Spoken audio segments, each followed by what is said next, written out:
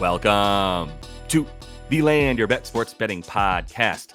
Josh Lander coming off a 2-1 night here.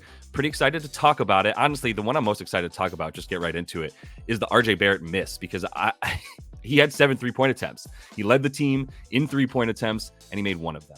But the read was there for him to go ahead and take the threes. I just thought he'd be able to make 2 of 7. I thought he'd be able to make 2 of 6, to be honest with you. That was the projection I gave to you, was that he would go 33% essentially from the 3-point line, and he would hit 2 threes for plus 105, and he did not do that. That's the only miss. Poole was a great read. Under 22.5, under 23.5 was available after Kuzma was labeled questionable. That number went up to 23.5 for a bit for the points.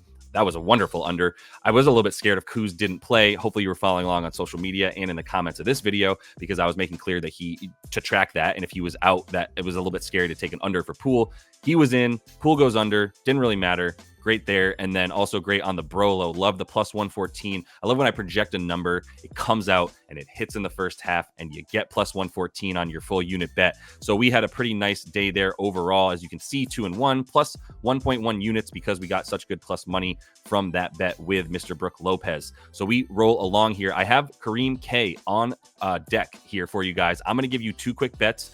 Then I'm going to roll into 3 bets from him. So we have 5 total on the day.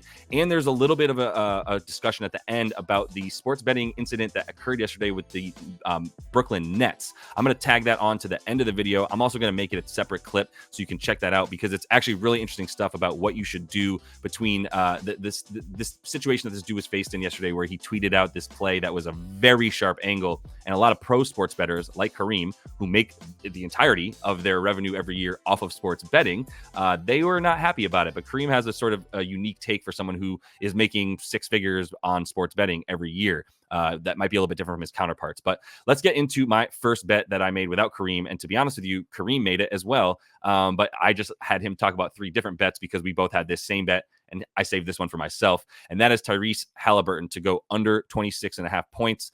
Not for the faint of heart, I will say that. Are we insane? Potentially. But this is a good spot where we still have 26.5 points. It probably would be 27 or 28.5 if we hadn't just seen Alex Caruso lock Tyrese Halliburton up for 19 points in the last time that these 2 teams played. And that's a big part of this bet, is Alex Caruso. So every time I talk about the point guard position and how well Chicago defends it, I'm talking about Alex Caruso. That's why they limit point guards to the fewest points per game on the season, right around 20 per game. That is also why literally 0 point guards have gone over 30 points in against this team, and only 2 have gone over the 26.5 here that we have for Tyrese Halliburton. So got to feel really good about a situation where Chicago's defense is going to be coming to play. They have the 3rd best defensive rating in the league since losing Zach LaVine and getting Kobe White out there. Who would have thought? That's not really why they're so good, but that is a big reason, a good sample size at this point of like 12 games without LaVine to go. This team plays differently. Vooch isn't out there, which means more Andre Drummond, which we'll see how that goes against this Pacers defense. I don't think the props are even up for Drummond while I'm recording this at about 9 a.m. on the West Coast, because they don't really know what to do with him. He just looked like 2015 Drummond when he played in his last game. And now we've got him going up in a situation where he could be in there a lot because he's so valuable to them on the boards. He might get run off the floor because there's going to be so many fast break, or at least transition attempts by this Pacers team, who, even on made baskets, is getting the ball and going with the 2nd fastest pace in the league. We'll see how that affects Drummond, but for Hallie, we are going to go under 26.5 points. I'm scared of the assists because the Bulls do give up a bit more assists to point guards, but they limit the threes and they limit points overall. So we're going to go under Halliburton. Then we're going to go with under Patrick Williams in the same game. I really love this bet. This is my favorite bet of the day. Probably should have made it first bet. Same level of confidence, though. Like it's under 20.5 points and rebounds for Patrick Williams. And I'm starting to fade him every chance I get. This is way too high, bloated by the fact that there's going to be a lot of more transition opportunities for both sides, to be honest. But the Bulls aren't. Patrick Williams doesn't get involved in that at all, right? So he's gone under in 20.5 points and rebounds in 7 of his last 10. The only 3 that he went over, 2 versus San Antonio. Everybody and their mom can go ahead and get over versus San Antonio, and then over versus Milwaukee in 41 minutes of play because they went to overtime in a somewhat faster paced game, or at least more what am I trying to say, possessions than you would have expected in that game with Milwaukee. Although Milwaukee's been playing super fast, they sped up Chicago. Anyway, he went over that in that game as well. But in the last 10 games, he's averaging 7 rebound chances per game. So I don't think the rebounds are there for him. I know they aren't. And he's got a 16% usage rate. That's for the season as well. And so for the rebounds, it's like, dude's allergic to rebounds. And the fact that he is in transition, like the 8th least frequently for his team. I think I said that correctly. With the 8th lowest frequency, that's for sure correct, on the Bulls, and 7th over the last 10, but 8th overall in the season, where I'm just saying he's not the player getting out in transition. He does it less frequently than almost everyone that's in the rotation for this Bulls team. And that includes a guy like Vooch and Vucevic. He's a little bit higher than him, but point being, like, the rebounds are not going to be there for him, because the only place that there are rebounds for players against this Pacers team is if you're willing to get long rebounds, or you're running back on defense to try to get the rebound when they take it on the break. Above the break threes are all over the place for the Pacers, as well as obviously attacking the rim, where they get a ton of their points and take a ton of their shots. He's not involved in any of that. It's not like the Pacers are good at rebounding. They're 26th in rebound percentage. They just make a lot of shots, and they shoot them in transition. So because of the fact that he doesn't get back on D, he doesn't run on the offense transition opportunities, and he doesn't get to the free throw line. 1.7 free throw attempts per game, and the Pacers will foul you for sure. They will also let you olay to the basket, but he's not taking any shots near the basket. The further away you move from the basket, the more his shot chart heats up into a place where he's taking a lot more of his shots from 15 to 19 feet, 20 to 24 feet. Like, that's where Patrick Williams shoots from, because he's a soft power forward. Sorry to say that again. I don't want to be too mean to the guy, but he looks like Tarzan, plays like Jane. Let's put it that way. He's failed to reach this number in 5 straight versus the Pacers, and he's actually averaging 10 points per game and 2 rebounds per game against the Pacers in his last 5 with just 22 minutes, because it's not a good matchup for him. You would think, like, oh, athletic power forward against the Pacers, I should take this dude's overs. Nope, he doesn't play like that. The Bulls don't play like that. So we're going to go under 20.5 points and rebounds for Patrick Williams. Let me take it over here and transition over to getting Kareem K's bets from you guys. All right, I got Kareem K on as promised, and we're going to have a conversation here about a couple of things, but one of them, or at least 3 of them, is going to be picks that we're going to make here. And these are picks that hopefully you've already made, Kareem, so that we're not moving any lines as soon as this comes out, because people watch these videos. I'm proud of that. But let's get right into it, man. Let's get into a couple of plays that you've got, and we can talk about those briefly, and then get into some really interesting NBA betting controversy going on right now after yesterday's Nets fiasco. Great. Yeah, nice to see you, Josh. Thanks for having me on. Got some time over the holidays, a little more than usual, so I'm excited to be with you here for the next several days, I hope, until the new year comes around. Would love to start. Yeah, so I'll just tell you guys some things I bet this morning, and some of the rationale behind it. First, one of my bigger plays was Herb Jones over 12.5 points and rebounds. This is a number that's been, I think, knocked down a bit recently due to just honestly some pretty poor shooting variance from Herb, and also some random games where he didn't play the minutes. Established the run, a big syndicate put out a similar number last game, and he also didn't hit it, but I don't think Herb is regressing. I just think that the season-long numbers are really good, and there's no reason to believe that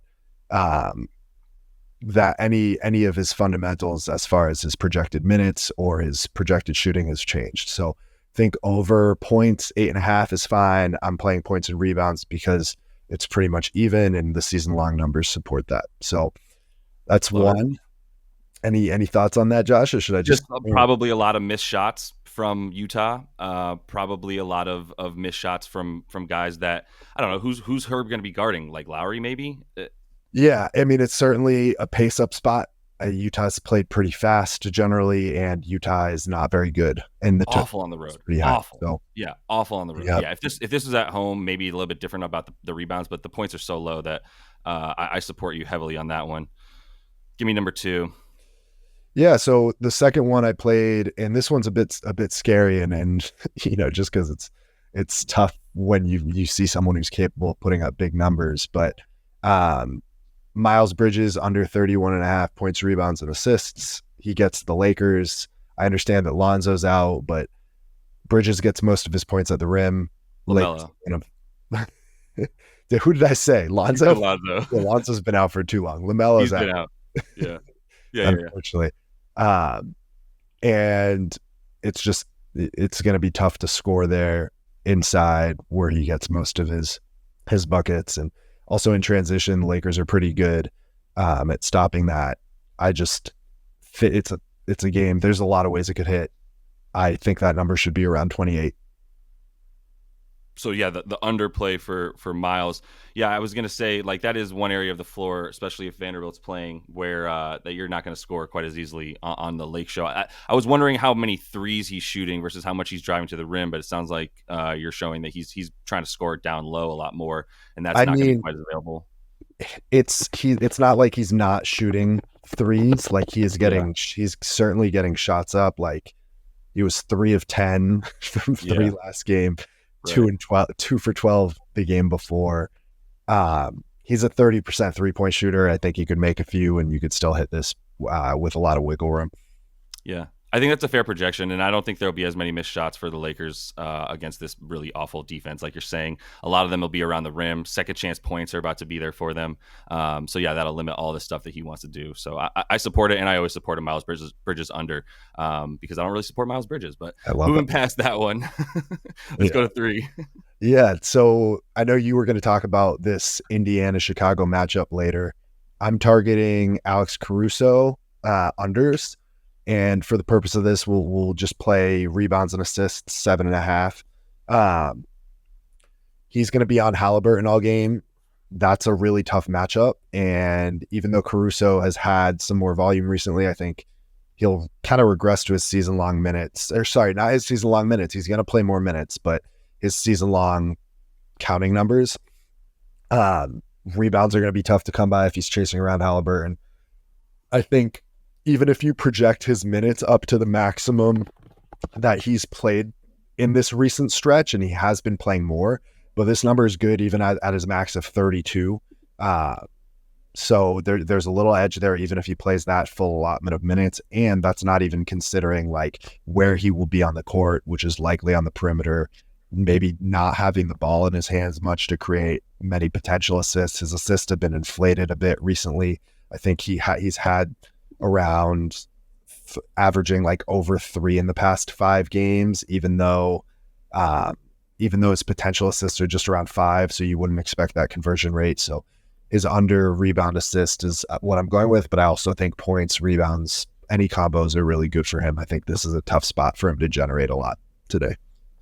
And I love a situation where he's out there to limit Halliburton as much as possible. That's his role. So when you're guarding the guy that's either driving and trying to go to the rim or shooting a 3 or driving and kicking and then moving out of the way, you're not in position for rebounds nearly as much, right? Like I love when the matchup, for instance, like with Julius Randle, I usually target unders for him in this category against the Bucks because he's guarding Giannis for the entirety of the game, which means just takes up all of your energy and your focus, which is exactly what it's going to be for him today on Halliburton, right? And he's the guy, like he's the reason that you would consider the Bulls in this matchup pretty heavily, and because of his ability to stop Halliburton, which is the true engine and every other part of the car that makes this team go. So, all right, appreciate Kareem being on the show. Let's go ahead and just take a quick look at the summary of the bets we made today for Thursday. Really feeling good about these 5 total from Kareem and myself. Going through the ones I gave you here, we've got under 26.5 points